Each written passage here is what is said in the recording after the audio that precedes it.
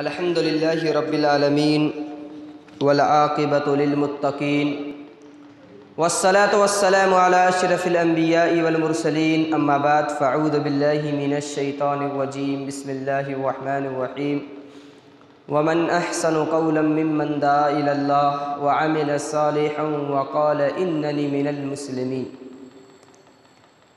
محترم سامعین، آج کا یہ اجلاس اسلامی لائبریری کی جانب سے منعقد ہونے والا ماہانہ اجلاس ہے، جس کا مقصد لوگوں کو دین کی باتیں بتلانا، اللہ اس کے رسول کی باتوں سے آگاہ کرنا ہے۔ محترم سامعین، اللہ رب ذوالجلال نے ارشاد فرمایا وَمَنْ أَحْسَنُ قَوْلًا مِّمَّنْ دَعَا إِلَى اللَّهِ۔ اس شخص سے بہتر کس کی بات ہوگی جو لوگوں کو اللہ کی طرف بلائے، وَعَمِلَ صَالِحًا، اور نیک عمل کرے۔ یعنی صرف ہم دعوت دیں، عمل نہ کریں تو ہماری دعوت کا کوئی فائدہ نہیں۔ دعوت کے ساتھ ساتھ عمل بھی ہونا چاہیے۔ اللہ نے کہا کہ اس شخص سے بہتر کس کی بات ہوگی جو لوگوں کو اللہ کی طرف بلائے اور نیک عمل کرے، وَقَالَ إِنَّنِي مِنَ الْمُسْلِمِينَ، اور یہ کہے کہ میں مسلمانوں میں سے ہوں، فرما برداروں میں سے ہوں۔ تو سب سے بہتر جس کی بات ہے وہ داعی الی اللہ، اللہ کی طرف لوگوں کو بلانے والے کی۔ لہذا ہم میں سے ہر شخص کو داعی بننا چاہیے، لوگوں کو اللہ کی طرف بلانے والا بننا چاہیے۔ ہم یہ نہ سوچیں کہ ہم عالم نہیں ہیں۔ آپ اگر ایک حدیث جانتے ہیں تو کم از کم ایک حدیث کے تو آپ عالم ہیں نا، اور ایک حدیث آپ کو پتہ ہے، ایک دین کا کوئی مسئلہ آپ کو پتہ ہے، دین کی کوئی بات آپ کو معلوم ہے، آپ اسے دوسروں تک شیئر کریں، دوسروں تک پہنچائیں۔ رسول پاک صلی اللہ علیہ وسلم کی حدیث ہے بلغوا عنی ولو آیہ، میری جانب سے ایک ہی کیوں نہ بات ہو، ایک ہی کیوں نہ آیت ہو، اسے لوگوں تک پہنچاؤ۔ لہذا ہم تمام لوگوں کی ذمہ داری ہے کہ ہم اچھی بات لوگوں تک پہنچائیں۔ لوگوں کے اندر جو بری چیزیں ہیں اس کو ہم ختم کرنے کی کوشش کریں، ان کو برے کام سے روکنے کی کوشش کریں۔ رسول اللہ صلی اللہ علیہ وسلم کی حدیث ہے من رأى منکم منکرا فلیغیرہ بیدہ، تم میں کا جو شخص کسی بھی منکر کو، برائی کو، فحش کو دیکھے اس کو روکنے کی کوشش کرے، اپنے ہاتھ سے روکے۔ ہاتھ سے روکنے کی طاقت نہیں تو زبان سے اس کو روکے، زبان سے بھی روکنے کی طاقت نہیں تو اسے کم از کم اپنے دل میں برا سمجھے۔ ایک آدمی اگر دل میں بھی برا نہیں سمجھتا تو یہ جان لے اس کے اندر ایمان ہے ہی نہیں، کیونکہ دل میں برا سمجھنا وَذَلِكَ عَضْعَفُ الْإِيمَانِ، یہ ایمان کا سب سے کمتر درجہ ہے کہ انسان کسی برائی کو دیکھے تو پہلا کام ہم اس کو اپنے ہاتھ سے روک دیں، اے بھائی یہ کام کر رہے ہو غلط ہے، نہیں ہونا چاہیے، اچھے انداز میں، بہتر انداز میں، یعنی کہ ہم اسے جھگڑا کرنے لگیں۔ ایسا نہ ہو کہ معاملہ ہی الٹ جائے، بجائے دعوت کے کام کے وہاں جھگڑا ہو جائے، فساد ہو جائے، لڑائی ہو جائے، یہ طریقہ نہیں۔ محبت کے ساتھ، پیار کے ساتھ ہم ان سے کہیں بھائی یہ جو آپ کام کر رہے ہیں یہ غیر شرعی ہے، یہ نہیں ہونا چاہیے۔ ہر آدمی اپنے اپنے انداز سے بہتر انداز اپناتے ہوئے اس کو روکے۔ نہیں رکتا تو اس کو اپنے ہاتھ سے نہیں تو کم از کم زبان سے، یعنی اگر ہاتھ سے روکنے کی طاقت نہیں تو زبان سے روکے۔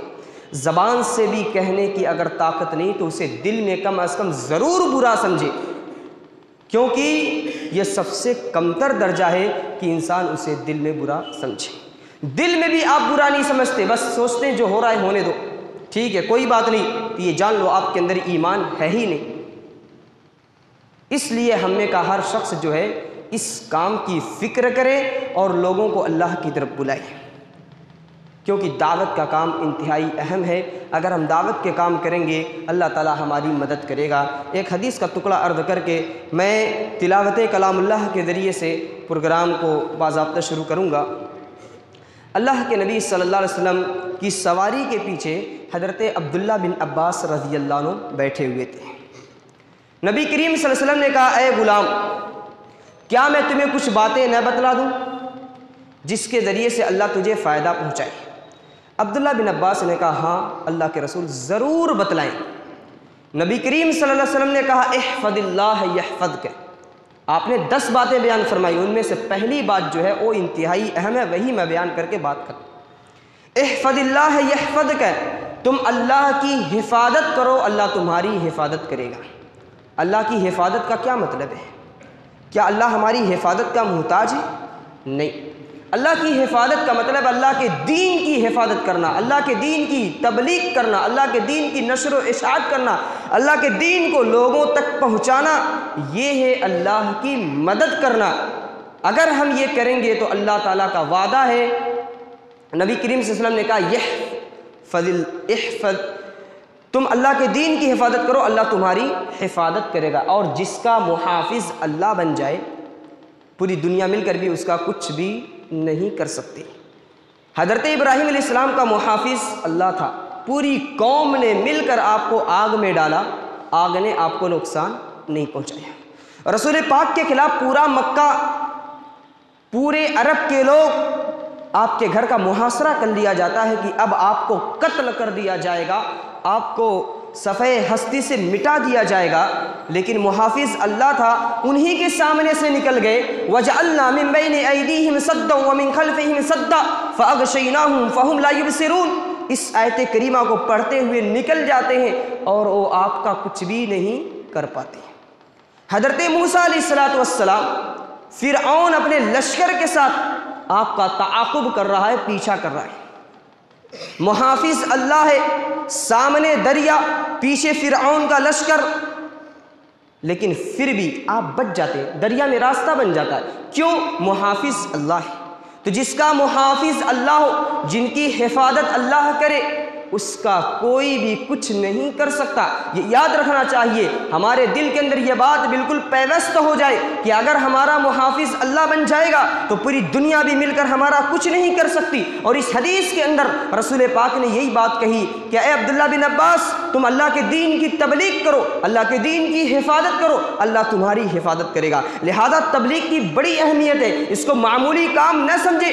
جو نوجوان اس کام سے جڑے ہوئے ہیں انہیں مبارکباد پیش کرتا ہوں اور رب سے دعا کرتا ہوں الہ العالمین ان نوجوانوں کو اسی طرح سے حوصلہ عطا فرما تاکہ ہر ماہ یہ پروگرام ہمارا چلتا رہے۔ اور ہم تمام لوگوں کی یہ ذمہ داری ہے کہ کم از کم ہم اس پروگرام میں شریک ہوں تاکہ پروگرام کرانے والے کو حوصلہ ملے اور مقررین کو بھی تقریر کرنے کے اندر مزہ آئے اور وہ بھی اچھے انداز میں خطاب کرے اور ہم ان کی باتوں سے استفادہ کریں، فائدہ حاصل کریں۔ لہذا یہ بڑی ہی اہم چیز ہے۔ اگر ہم چاہتے ہیں کہ ہمارا محافظ عرش والا بن جائے تو ہم اللہ کے دین کی تبلیغ کریں، اللہ کے دین کی نشر و اشاعت کریں، اللہ کے دین کو لوگوں تک پہنچانے کی کوشش کریں۔ بہرحال ہم اس دعوتی مشن سے جڑے رہیں اور جڑنے کا کئی طریقہ ہے۔ ایک تو پروگراموں میں شرکت ہو، دوسرے یہ کہ اگر موقع نہیں تو کم از کم جو پروگرام کرا رہے ہیں ان کا ہم سپورٹ کریں۔ اگر مال ہے تو مالی اعتبار سے کریں، مال نہیں تو یوں ہی سپورٹ کریں، یار بہت اچھا تم لوگ کام کر رہے ہو، کیا بہترین کام ہے، کرنا چاہیے، کوئی بھی ضرورت ہو ہمیں بتانا، اس طریقے سے آپ سپورٹ کریں۔ اور اگر اللہ نے آپ کو دولت سے نوازا ہے تو آپ ان کا تعاون کریں۔ بھائی پروگرام کرا رہے ہیں، باہر سے عالم آتے ہیں، کتنا خرچ ہوتا ہے، 500 دینا پڑتا ہے، ٹھیک ہے میں دے دوں گا۔ پانی نہیں پلاتے ہو، کتنا خرچ آتا ہے، میں دے دوں گا۔ اس طریقے سے اگر ہم ان کا سپورٹ کریں تو انشاءاللہ ہمارا یہ مشن جاری رہے گا اور آپ کے تعاون سے جاری رہے گا تو رب ذوالجلال آپ کی مدد کرے گا۔ اس لیے میرے دینی اور اسلامی بھائیوں، ہم اس مشن سے جڑیں اور یاد رکھیں جب معاشرے کی اصلاح وقتاً فوقتاً ہوتی رہے گی تو معاشرہ ایک نیک اور صالح معاشرہ بنے گا، اور جب معاشرہ نیک ہوتا ہے، صالح ہوتا ہے، عرش والے کی مدد آتی ہے۔ لہذا ہم اپنے معاشرے کو صالح بنانے کے لیے ہم سب مل کر اس مشن کو آگے بڑھانے کی کوشش کریں۔ اللہ سے دعا ہے الہ العالمین ہم تمام لوگوں کو اس دین کے کام سے جڑ کر کام کرنے کی اللہ توفیق عطا فرما، اور جو لوگ کر رہے ہیں ان کا اللہ ہمیں سپورٹ کرنے کی توفیق عطا فرما، آمین۔ محترم سامعین، آج کے ہمارے پروگرام کے جو مقرر خصوصی ہیں وہ ہے فضیلت الشیخ مولانا رضا اللہ صاحب اعظمی حفظہ اللہ، دائی و مبلغ کوکن مہاراشٹر۔